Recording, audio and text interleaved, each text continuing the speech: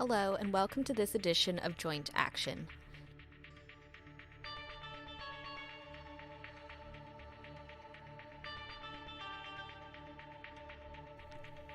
This podcast is dedicated to all those out there who have osteoarthritis. On the show, we unpack the truths and demystify the myths about the disease and its management.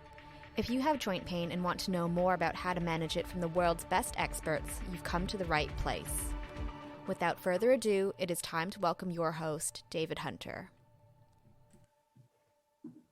Hello and welcome to this edition of the Joint Action podcast, where we have the opportunity to talk about the role of bariatric surgery for people with osteoarthritis. Now, the prevalence of osteoarthritis is continuing to grow, as are rates of obesity. Obesity, or being above a healthy weight, is a major risk factor for the progression of osteoarthritis, and those who are above a healthy weight are at increased risk for requiring surgery, such as total knee replacement. By preventing weight-related osteoarthritis, as well as helping to manage people's weight, we may be able to reduce the burden of osteoarthritis. The effects of weight loss on knee osteoarthritis pain have been well established, particularly from diet and exercise studies. On this episode of Joint Action, we're joined by Dr. Jonathan Samuels to discuss the role of bariatric weight loss and how it might delay or eliminate the need for total knee replacement in some people. Dr. Jonathan Samuels is a rheumatologist at New York University, or NYU Langone Health, which is located in Manhattan, New York. He's an associate professor in the Department of Medicine at NYU Grossman School of Medicine. Jonathan's focus is on osteoarthritis of the hip and knee, and he strives to contribute to significant breakthroughs in this area by working in collaboration with both orthopaedic and bariatric specialists. Hello, Jonathan. Welcome to the podcast. Thank you. So it's a pleasure to be here this morning. Oh, it's our pleasure. It's good to have a chance to catch up with you. It's been a while since we had a chance to reminisce over tennis or basketball or whatever it might have been. Meeting in person's been a long time as well. I think it may be a while yet. Yeah, as I said before, we're in the midst of a lockdown, but hopefully that'll end at some point in my distant future.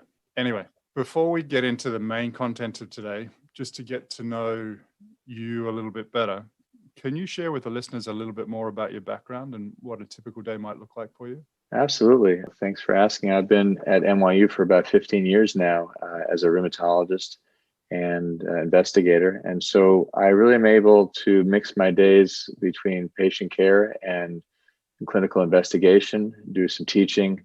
But a typical day, I may see patients for 5 or 6 hours during the day at certain intervals, work on a couple of the clinical trials we have going on with our clinical research staff. Some days I'll go over to the hospital and round on patients depending on the day of the week or what part of the year it is. But it's a pretty full day and engaging, and I see a mixture of patients with osteoarthritis, which is a bulk of my clinical research, but I also like to see a variety of rheumatic disease, which I think is important just to keep the right perspective about all the different syndromes. So that's a typical day, probably more of a 8 to 6 day, which lends a little bit of time to doing a few other things, but I enjoy the breadth of the day. Fantastic. And whereabouts are you from? Sure. Well, I was born in Boston, Massachusetts. It's an important detail I didn't want anybody to miss. It is. We'll come back to that. Well, yes, it's important. The Red Sox and the Celtics keep me honest, wherever country you're from. But I moved to Dallas, Texas at the age of 7 and really grew up a Texan. And then moved back to the Northeast for the United States for schooling, college, med school, and spent some time in Ohio for residency and Washington, D.C. a little bit for some fellowship training. But since 2002, I've been primarily in New York City during fellowship, and then I've stayed at NYU Langone for the last 15 years. So I guess you could call me a New Yorker. How does that feel for someone who grew up in Boston, but obviously also has a little bit of Texas in the blood? Doesn't that run against the grain a little? It definitely does, but it makes it more exciting.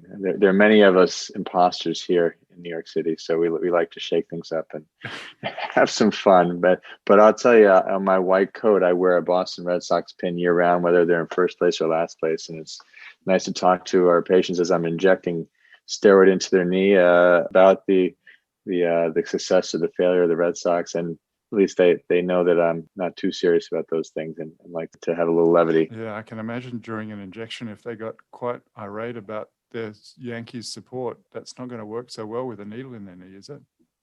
Well, they have no choice.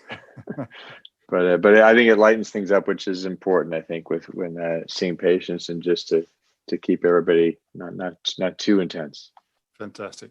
Now, when you're not doing your day job, what is it that you like to do? Well, these days I like to take care of the 10-year-old twin boys and whatever they want to do. It's a full-time job in its own right, but I like to exercise and get some fresh air through the lungs. I like to listen to some music and tinker on the piano a little bit, keep that going. But a mixture of things is pretty good. But these days I spend 3 hours a day on the train back and forth from home. So I guess that lends to some time to read.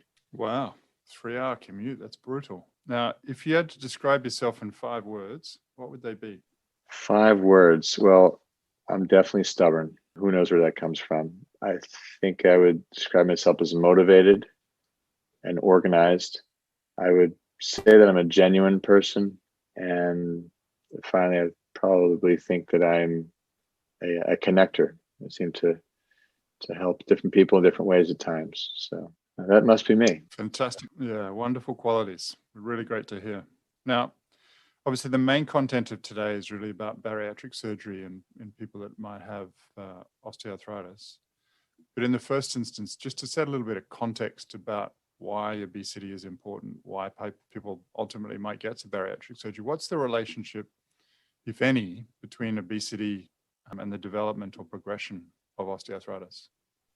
Well, it's so important today because obesity is so prevalent, and I don't really see that turning around anytime soon. And the extra weight can have various impacts. And we've seen that in many centers, including NYU, where we have a large obesity and bariatric surgery initiative and a fantastic orthopedics department. So as a rheumatologist, I'm kind of a connector, as you will, and working with both fields and seeing that just patients with obesity, they have obviously the extra mechanical load and just extra pressure pushing down the cartilage in those joints, the knees, the hips, and elsewhere. And we know that's certainly a component of why there's a relationship between obesity and osteoarthritis. And we're also getting to know that there's more to the story, because we have osteoarthritis in joints that don't involve the mechanical load.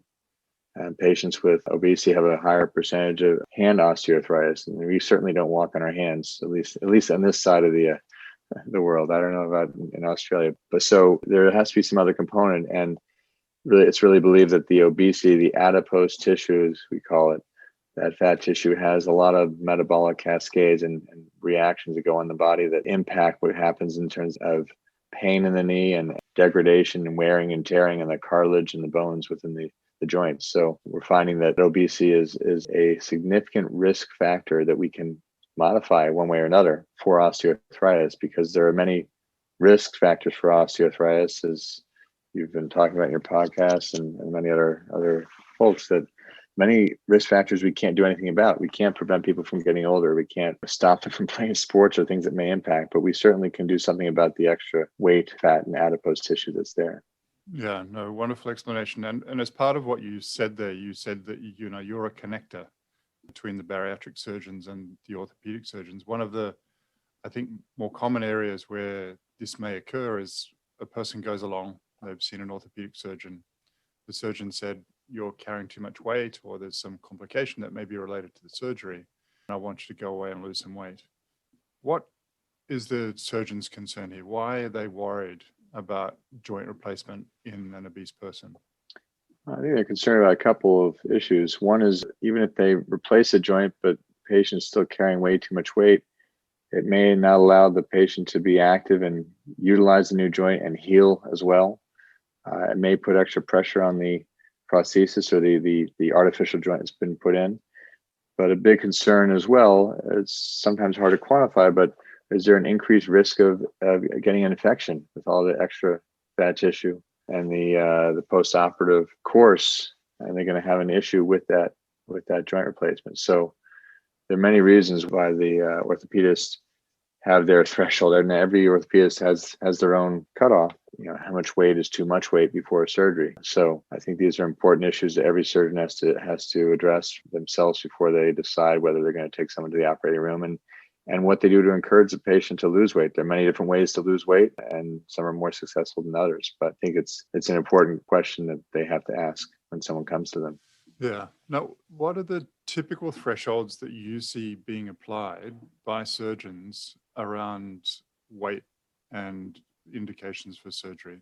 So we go by the body mass index, BMI, if you will, and there's a calculation that taking your height and your weight, putting that together and coming out with the patient's BMI. And we found, at least the institution I'm at, anything above 35 is pretty significant no-no, that they rarely will want to operate anyone above that threshold.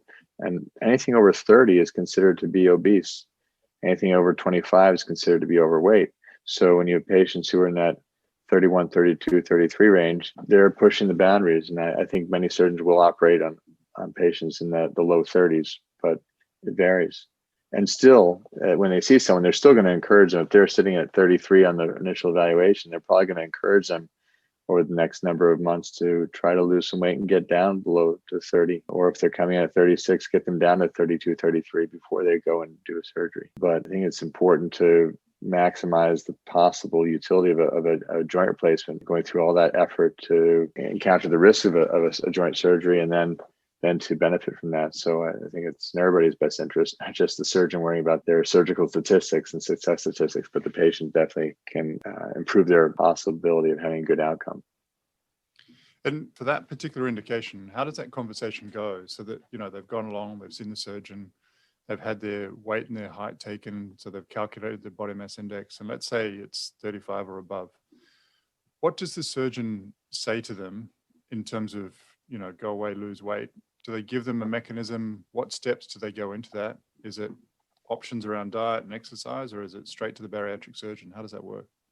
No, more the former. Not being a surgeon and not sitting in the room during those conversations, but discussing with them as we do. Oftentimes we have these chats. They're very encouraging to the patient, most part saying, look, we'd love to get your joint pain away and your function better, but let's try to maximize the benefit from me going in there and let's try to get you to lose some weight. In some ways are with our nutritionist. I mean, every institution has its own mechanism and system, but I would say most, either it's an institution or a private practice, will have some referral to nutritionists to help improve a patient's diet, work with a physical therapist to improve function and ability to walk and exercise in a safe way, and see where that leads. And if diet and exercise aren't enough, as we've learned, this is often the case with many a trial, as David, as you know, sometimes and oftentimes we aren't getting nearly enough weight loss. And so at that point, or earlier on, if it's really a morbidly obese patient, to suggest there are these other specialists called bariatric surgeons that have many mechanisms of weight loss that can really improve your overall health, not just for your knees, but really get you more healthy. And the knee may be the linchpin of the way to get them to accept it. But these types of surgeries can be life-changing for many people, and at least life-improving for many, many others. And so to discuss to some minimal degree, what are the options, whether it's a less invasive or more invasive type of weight loss surgery, which we can discuss. And then refer them at times. We have relationships with the bariatric surgeons, and then they can take it from there and decide which is the best surgical option for a given patient, given their other comorbidities, other medical problems, and their fears and concerns about surgery. Yeah, no, brilliant. And so let's get into that. And for those listeners out there who want to hear a little bit more about different diet and exercise options and the evidence behind that, we've done other episodes with Steve Messier around diet and exercise, and one with Rosie Vanman, a dietitian, about ways to lose weight. But what are the different types of bariatric surgery, and when are they indicated? Let's say, someone's failed the diet and exercise with a nutritionist and getting some exercise going, and they go to the bariatric surgeon. What happens? So there are three long-standing types of surgery. There are some others that have been suggested and are more novel, but the three main ones, first is called the lap band, so if you will, the laparoscopic adjustable gastric banding, where they really putting a band around part of the stomach to decrease the amount of food that would be ingested or decrease the appetite. And it's adjustable. So the way going through the skin, be able to adjust the severity there at times and increase and loosen it and tighten it so they can lose weight. And it's thought to be less invasive. You're not permanently changing any anatomy going in there. It's not open surgery. It's really a laparoscopic procedure where they put in a couple of the cameras and do their magic. And so this would probably be for the patients who don't need to lose quite as much weight on average. And not to say that an extremely obese patient wouldn't want to try this, but the benefit is probably going to be less in terms of weight loss than some of the other more aggressive procedures. Now, at NYU, they have done so many of these lap band procedures, and we actually, our NYU group, arthritis group, did a look at over 14 years of this surgery and try to determine who really benefited the most in terms of their knee pain from these surgeries. So we try to go through over 600 patients who had had the surgery and had knee pain, and we're able to really go back and talk to 120 of them, and found that of these 120, the patients who did better long-term over a year and then over 10 years are the patients who were younger, patients who did not have prior knee injuries, they just had some arthritis over time. And actually the patients who lost the most weight with this surgery overall had the most knee pain improvement. But that's, it's one way to go about it. After this laparoscopic band surgery, there are two more invasive types of surgeries called the sleeve gastrectomy, where they're really chopping off a part of the stomach, and just there's less stomach to accumulate food there and less appetite. And then the third one is really called a bypass surgery, where you're really doing some plumbing work and adjusting the anatomy, so patients are not nearly as hungry and have much lower appetite. But we can talk more about those. Just want to throw those three out there. Yeah, no, it's a brilliant overview, and let's get into that a little bit more. Obviously, you mentioned the lap banding is less invasive, the sleeve gastrectomy and the bypass more so. How much weight loss typically would, on average, you expect to lose from each of those three options? Yeah, the ways of looking at those surgeries, there's something called percent excess weight loss, and now the bariatric surgeons more recent years have been looking at percentage total weight loss. And the total weight loss from the more aggressive surgery, you're talking about losing up to 25% of weight. But I think the lesser surgeries, the lap band, probably like 10 or 15% of total weight loss. And how that translates in terms of patients' weight, it really depends on their height. How many pounds are coming off. But I think it can vary immensely. But think of it as a percentage. Yeah. So obviously more invasive, but greater weight loss. But some other factors that patients may want to consider in terms of making this decision include issues around costs, recovery time. And I think another important factor that we can probably go into in a little bit more detail is possible complications from each of these different types of surgery. So do you want to touch upon that, hopefully, for those three different options? Sure. Well, for the laparoscopic banding, some patients really have a tough time with the bloating and the adjustment and the ups and downs, and it doesn't work as well for them. But overall, thought to be a much milder surgery. And then you can go to the more invasive ones where there are other possible complications. But at least when you start with the laparoscopic band, it doesn't mean you can't go on further.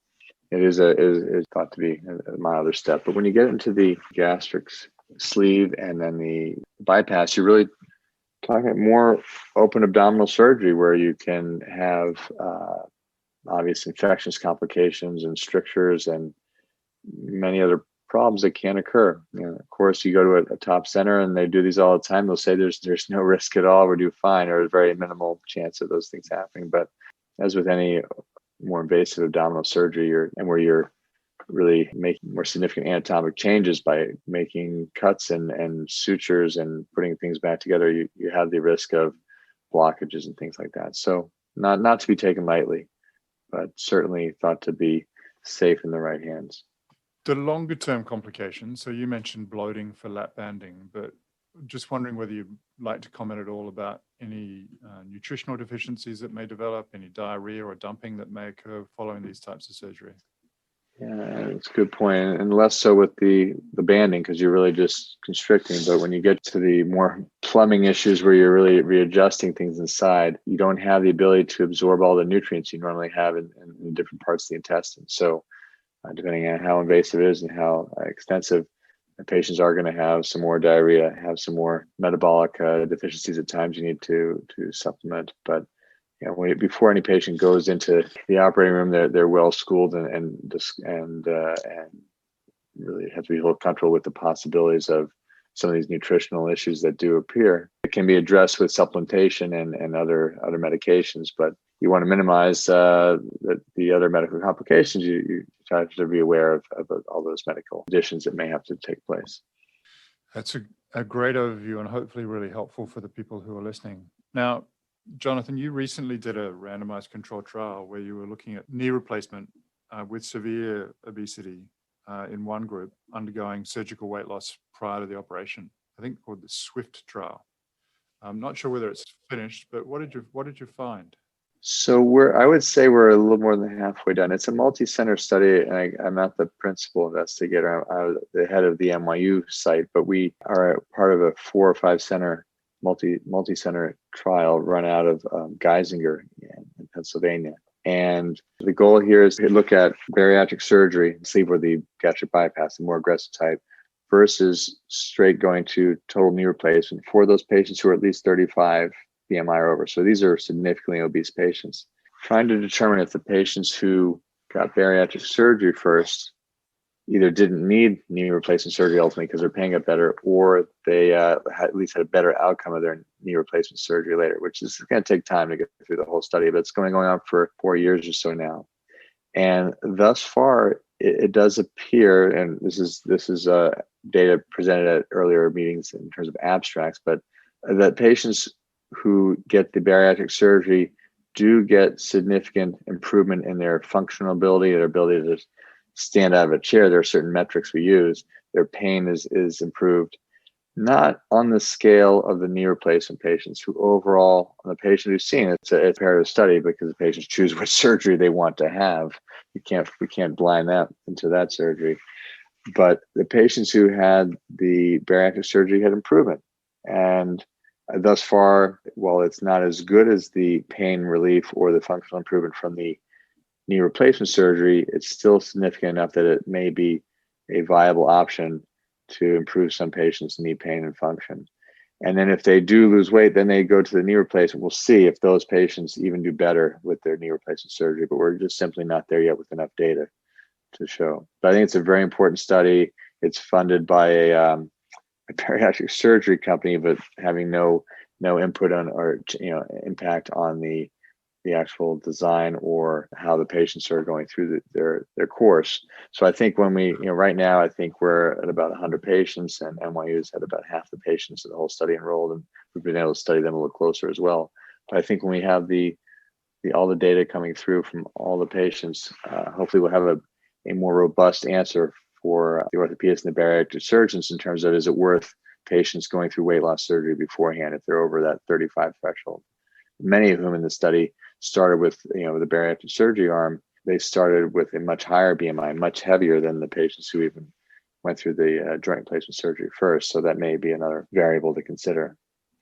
That's superb. Now, Jonathan, you've been doing some of the studies like that observationally for a number of years.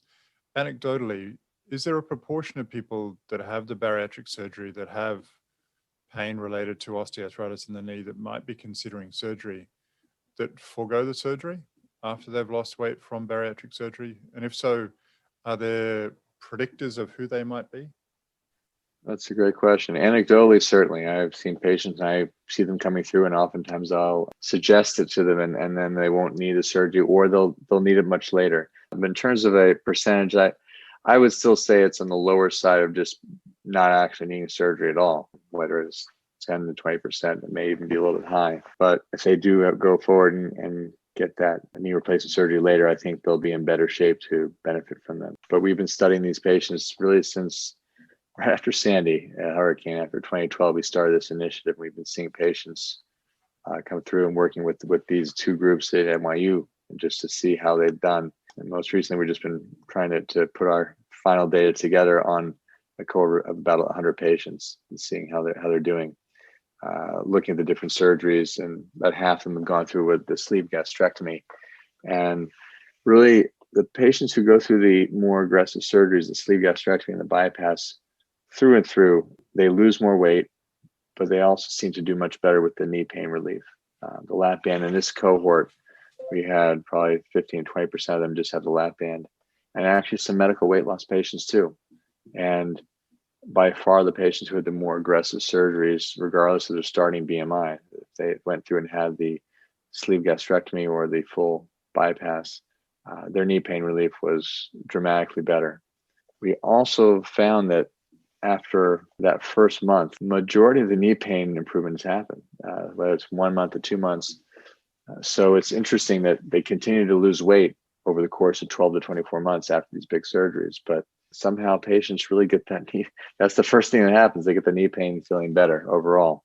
I'm sure there are other reasons for many of these patients to get their bariatric surgery and looking for improvement of diabetes, hypertension, and many other metabolic factors. But their knee pain makes that big leap right away and sustained over the course of the year. And there are many possible explanations for that early change as opposed to continuing to improve throughout the year. Yeah, no, it's really helpful. And I think an important story for many people out there who have excess weight and osteoarthritis to hear, but obviously really just to reinforce the fact that there are other options other than surgery, and this surgery is not necessarily something to be taken lightly.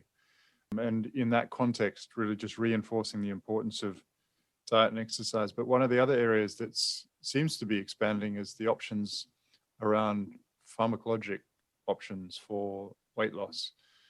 Are you using much of that? What experience do you have with that? And how successful have you been?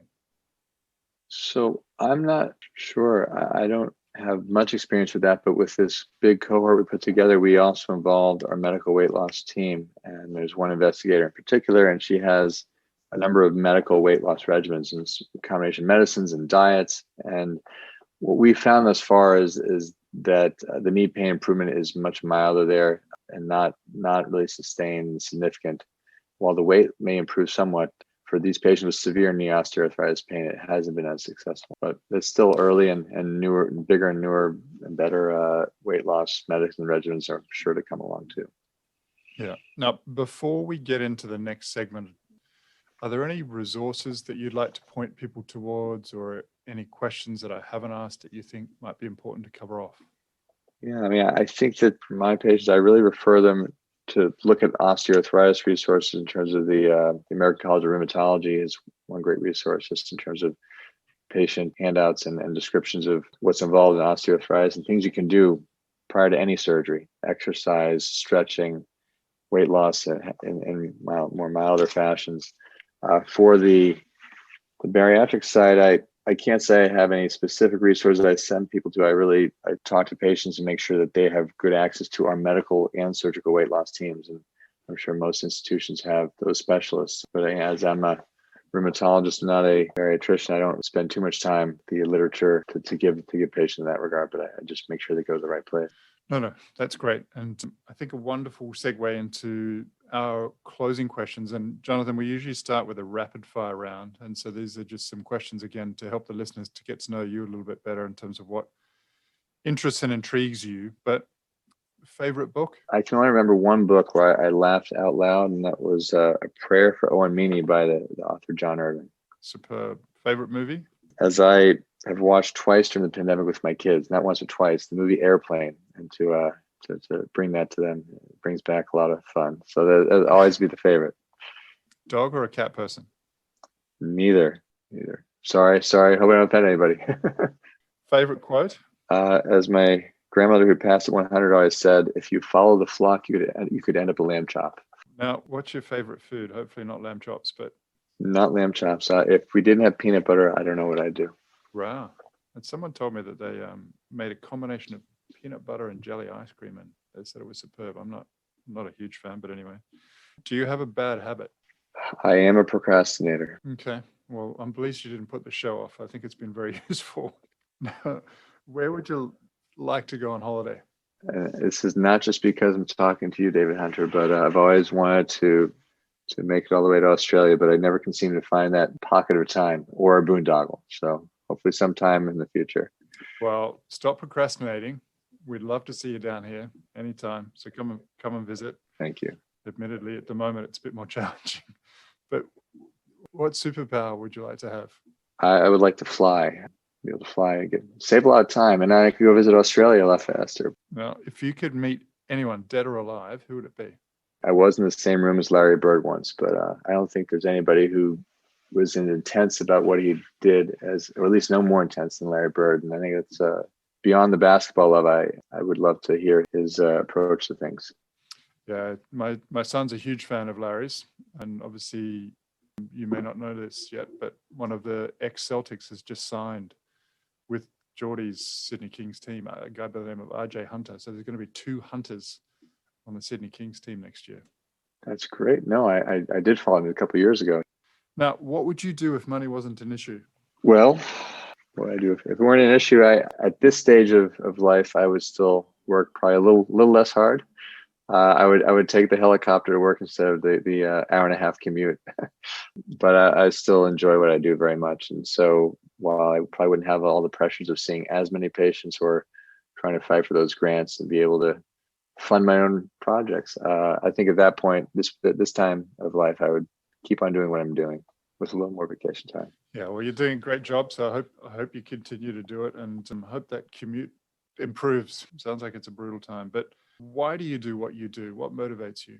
I think it's an exciting field to be in. I mean, specifically in our subdiscipline of rheumatology, we know that people are getting osteoarthritis day by day, and we have nothing we can do to stop it. So for me, I mean, I like seeing patients, and that's exciting to bring that to people. But to be able to do something that might impact more people than I could possibly see is to work in this field that hopefully in the next number of years we'll be singing a much different tune like they are in rheumatoid arthritis now. I think that drives me to be part of that group that hopefully someday will bring osteoarthritis to its knees. That's a great quip, and I hope you do that. Now, if you could have a billboard with anything on it, what would it be and why? Be kind to each other. There are too many people out there who take a different approach, let's say. So, yeah, so important. And I think particularly in today's busy and digital age, it's probably become even more important to pause, reflect, and be mindful of how we can be kind to one another. Now, in closing, is there any one piece of advice, knowledge, or wisdom that you'd like to give to people who have osteoarthritis? I would say that I'd encourage them to stay as active and hopeful as they can. Keep the joints moving. Any activity, any exercise is better than none. And hopefully, if they can stay involved and active and maintain the joints best they can until some sort of better treatment's available, they're doing themselves a service. So keep the faith. Help us on the way. Wonderful. Now, Jonathan, thank you so much for your time, for your input. That was really, really valuable and great to have a chance to have a chat. And hopefully we'll get a chance to do that in person in the not too distant future. I'd love that. And a tennis game. Yeah, it's been a while since we played that, but sometime soon, hopefully. Absolutely. For many people who have osteoarthritis, they may be above a healthy weight, and that compounds the pain and the risk of progression of osteoarthritis and increases the risk of surgery. In the first instance, please do try diet and exercise. And hopefully you've listened to the podcast by Steve Messier or Rosie Venman that provide some insights as to ways that you can, through diet and exercise, lose weight. If you're struggling, another option that may be available to you is that of bariatric surgery. And hopefully some of the content we've covered today gives you some idea about the various surgical options, some of the issues or complications related to those, and the magnitude of weight loss that you might expect. In addition, I think it's important to recognize that continuing to lose weight is a perennial challenge. There are a number of options that are available to you, and it's really important not to jump at surgery specifically bariatric surgery, as the first port of call. As always, really appreciate the opportunity to talk to you. If you've got time and interest in the show, please do rate us. It's really very helpful for us. And please do send along questions. We like to hear what you'd like to know about the show, and particularly if you've got any feedback about various things that you've been hearing. Again, thanks for your time and look forward to speaking to you soon. Thanks for listening to Joint Action with David Hunter. If you like our show and want to know more, visit www.jointaction.info. If you have any questions, you can email us at hello@jointaction.info and follow us on Twitter @jointactionorg. This podcast was hosted by David Hunter, edited by Vicky Duong, music produced by Jordan Hunter. The information posted on this podcast is not intended to diagnose, treat, cure, or prevent disease. Anyone seeking medical advice should consult a health professional.